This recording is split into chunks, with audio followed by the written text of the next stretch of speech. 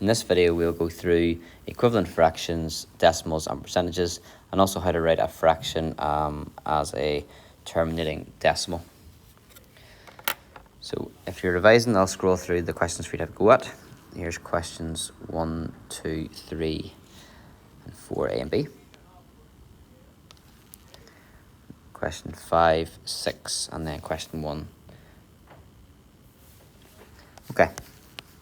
So here you might find that useful for you to look at in your own time. I'll go through those methods in the questions themselves. So question number 1 is to write 0.05 as a percentage. Well, the 5 is in the hundredths column, so that would be 5 hundredths. And 5 out of 100 means 5%. Percentage is out of 100. Or the method to change from a percentage, to change from a decimal to a percentage is to multiply by 100. So 0.05 times by 100 is 5%. To write 0.002 as a percentage, you would times that by 100 and you would get 0.2, and that is a percentage. Okay, number 2. Write 45% as a decimal. If we multiply by 100 to get from a decimal to a percentage, we divide by 100 to get from a percentage back to a decimal. So if we divide 45 by 100, we get 0.45. In part B, 0.01% as a decimal. If we divide that by 100, we get 0.0001. A lot of zeros, yes, I would check that. If I times it by 100, I would get the 1 to be here in the hundredths column, which it should be.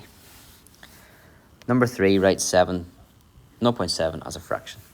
The 7 is in the tenths column, so that is 7 tenths.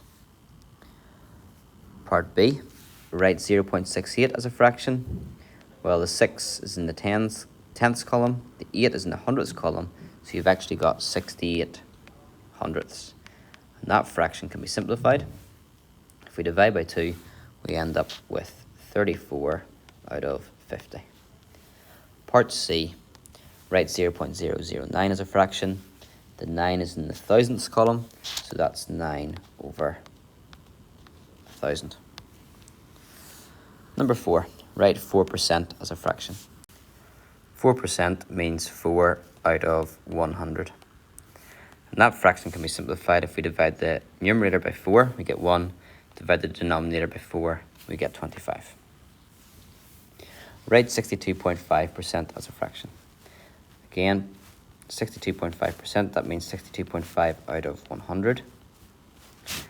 We don't want a decimal inside our fraction, so we can times the numerator and denominator by 10, or any number that gets rid of the decimal. It would be easier to do a multiplication by 2. So 100 times 2 is 200, and 62.5 times 2 is 125. And if we divide that by 5, or maybe what would be better is divide it by 25. 25 goes in 5 times, and it goes in 8 times. So 5/8. 5A, write 7/20 as a percentage. Well, percentage is out of 100, and this fraction can be written out of 100 if we scale it up and multiply by 5. 20 times 5 is 100, so 7 times 5 is 35. So 7/20 is the same as 35 hundredths, which is 35%. Write 9/10 as a percentage. 9/10, we can write that as out of 100 by scaling up, multiplying by 10. 9 times 10 is 90. 90 out of 100, that's the same as 90%. Number 6, write 3/25 as a decimal.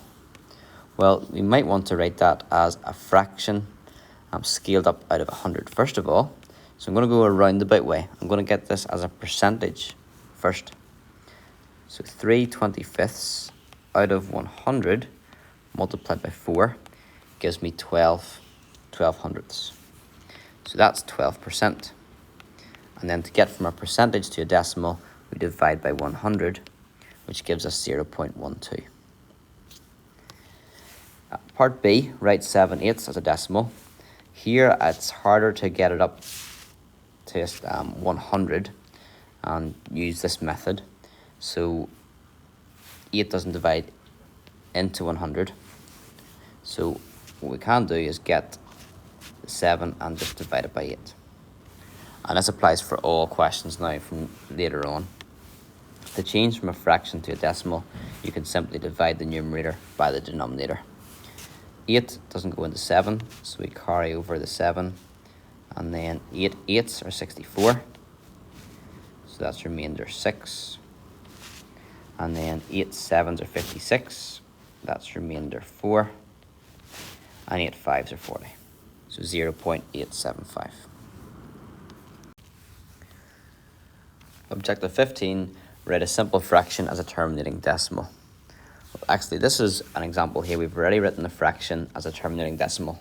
A terminating decimal is simply a decimal which stops, that doesn't recur forever. These two may be slightly harder versions of this question, however. So what we can do is do 7 divided by 8, use that technique, 5 divided by 16, and that would get 5/16 into a decimal. To make it a little bit easier, dividing 5 by 16, when you're dividing by 16, that would be the same as dividing by 2 and then dividing by 8, or dividing by 2 and then dividing by 2 and then dividing by 2 and then dividing by 2. You break it up as long as the numbers you're dividing by multiply together to give you 16. So if I divide 5 by 2, I just know that's 2.5. And then I've got to get the 2.5 and divide it by 8. I'd far prefer to do that than divide it straight by 16. So 8 doesn't go into 2. So I carry the 2 over. And then 8 goes into 25 3 times. 8 threes are 24. So that's 1 left over. 8 goes into 10 once. 8 ones are 1. So that's 2 left over.